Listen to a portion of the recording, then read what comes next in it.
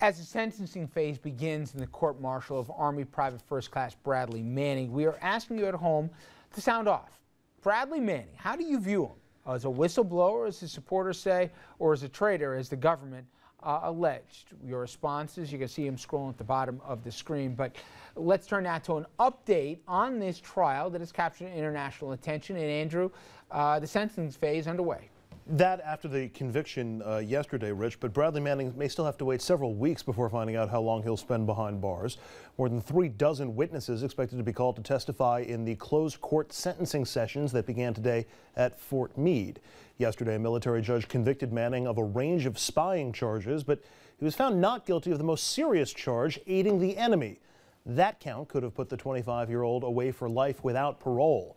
Manning was first detained in Iraq, suspected of leaking a video of a 2007 American helicopter attack there that killed civilians.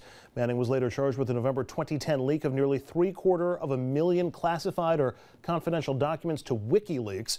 It is by far the biggest release of classified material in American history, but the military judge was not convinced that leaking those documents amounted to aiding al-Qaeda. Rich? All right, Andrew, thank you.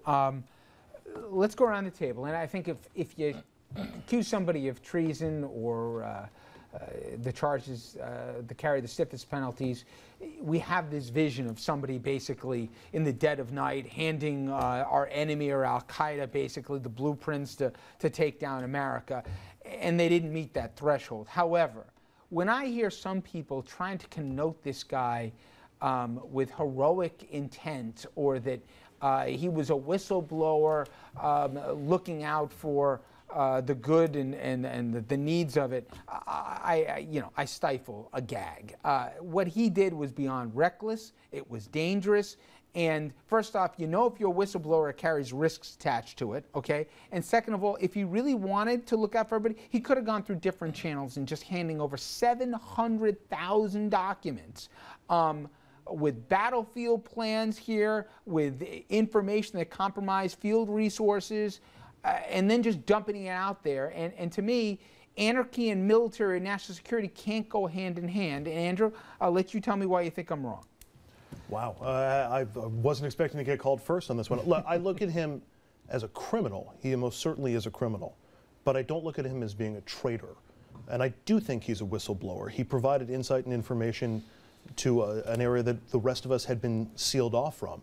And it provided some insight as to some of the activities that we did. Yes, there was material that we would rather not have gotten out there, but there was also material that the administration would rather have not gotten out there, information that we wouldn't have known about had he not done this. So he's a criminal, he should go to jail. It wasn't treason, it wasn't aiding the enemy. Did you draw the short straw to have to say that? Yeah, apparently I did. No, but he's not alone in that. But you're a military guy. To me, just the thing that's dangerous about this and about Snowden, I want to get into Snowden tonight, but that now we're getting into a position where enlisted people or people who signed up for something, you knew when you went to work for the NSA, right, you knew when you basically took an oath to defend this country in the military, that it came with conditions, and you don't get to decide what secrets you share. I mean, it's simply put, there are no whistleblowers in the military. There's a chain of command, and when you sign up and you take an oath, you don't just sign up and go say, I'm working at XYZ organization. You take an oath, no matter what your rank is, to join the military. That's nonsense. And That's when you take the oath, nonsense. you also have the Uniform Code of Military Justice, which you must abide by, and you were trained. But you can also go to you can also be sentenced if you follow through on an order that's illegal. If somebody tells you to do something that's illegal, then you have the right. Then you can disobey. If you're given an illegal, military would the country have if every soldier decides on their own what they want to do? If you were given, he's Andrew, going to prison, so Andrew, it's not like he's getting off scot-free. Point of fact, Andrew, if you were given an illegal order, you may disobey that order and go up your chain of command, and you will not get punished for disobeying that order. If you're given a legal order and you don't obey it, that's another issue. In addition to this, don't forget, he also had top secret clearance. When you get top secret clearance, you have an agreement that I have this clearance based upon doing certain things. If he wanted to be a true whistleblower, and as you said, every decision has its implications and punishments afterwards if you do this stuff, he could have let his contract expire, left the military, gone out and said certain things without being specific first of all, about this. And by the way, $750,000 documents is ridiculous. The first part of what you're saying, that's the way it's supposed to work in theory, but I think most people would say it doesn't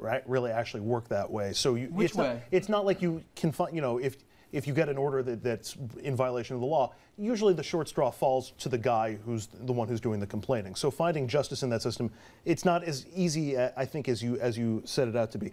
The second point is, if he leaves the NSA and is just, oh, I saw this thing happen, and I saw this, then he's just a quack who's making allegations, and nothing changes, and nothing, this information never comes out. We're better served by him doing it in uniform? No, look. I don't see how that's better for our country. He's going to prison, and he deserves to go to prison for what he did.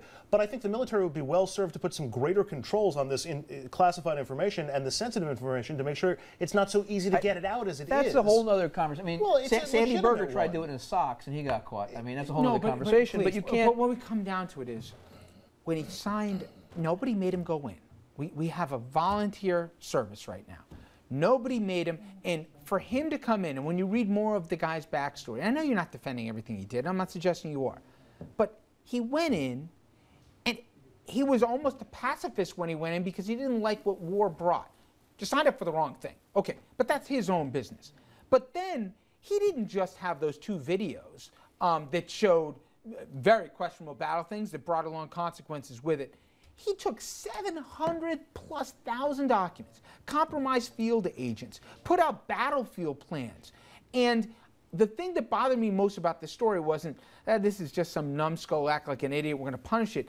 It's that people are trying to justify that enlisted people can decide what they should and shouldn't share with the world when they signed an oath. We live in a day and age where people find rules to be so fungible. A rule is a rule. No one made you do it. You go into it. Now, if you find it objectionable, you come up front and you do it. If he wanted to do something about those objectionable videos, he could have gone up to higher command, and he could have said, I found something completely improper. Instead, what do? He sends it to Assange at Wikileaks. He doesn't even have the courage to at least go up the food chain in the military and say, I see war atrocities. You really think the military hierarchy would be like, yes, oh, Bradley, you found these videos. No, well, let's be sure to publicize them and do a whole investigation. Actually, they don't have to be publicized necessarily, just the investigation of bringing justice to what had to be done there. P.J. Crowley, who was Hillary Clinton's spokesman at the State Department, agreed that he shouldn't have been found giving information to the enemy at this point, but agreed with the judge's decision, and he should be punished. And he said today, but P.J. said he cost American lives, he compromised American intelligence. These are things he put men's and women's lives at risk. There has to be a That's chilling the bottom line.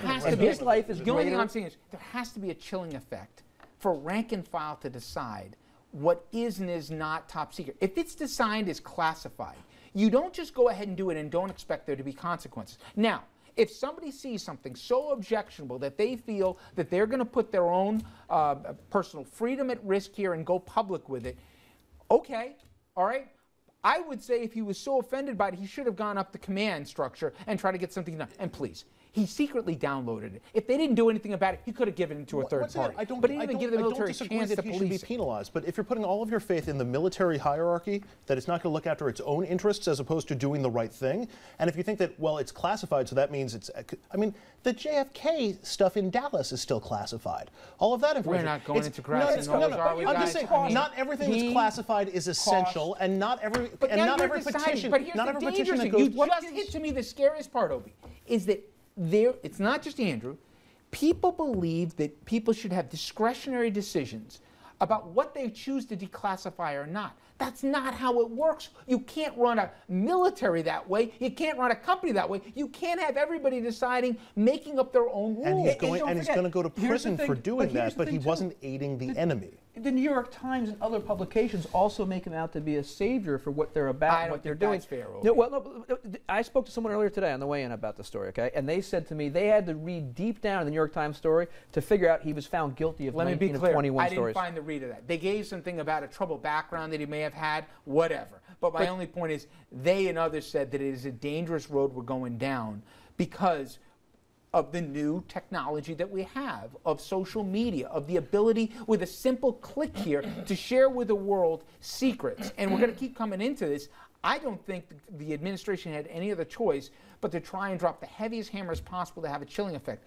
Will it work? Probably not. And Richard, if it was a jury, he might have been convicted of aiding the enemy. I think you're right. You know, remember, this was solely a judge. A judge goes on the discretion of what the law is plain and simple, no emotion. I understand your point, Andrew, but I think the consequences and the chilling consequences this could have. Imagine if you're an agent in the field right now, and some whack decides, you know what, I don't like the war in Afghanistan or Iraq, so I'm going to give up. But I would, I would just add, if there's a future Bradley Manning in there, this also has a chilling effect on them. I mean, he's not going to see the light of day for quite some time. That's my hope. It's not like it's incentivizing people to do this. All right, when we come back, we'll go to Washington next, where Republicans, well, tax cuts Republicans, usually they like them. Well, this time, why are they saying not so fast? Rejecting a proposal on this very subject. We're going to have the answer on the other side of the break. And later, fascinating story right from our region. Coming out as a coach, we sit down with a local high school basketball coach who was brave enough to come out to his team, and their reaction, I think, ought to inspire a whole lot of folks. He joins us later in the show with more on his personal journey.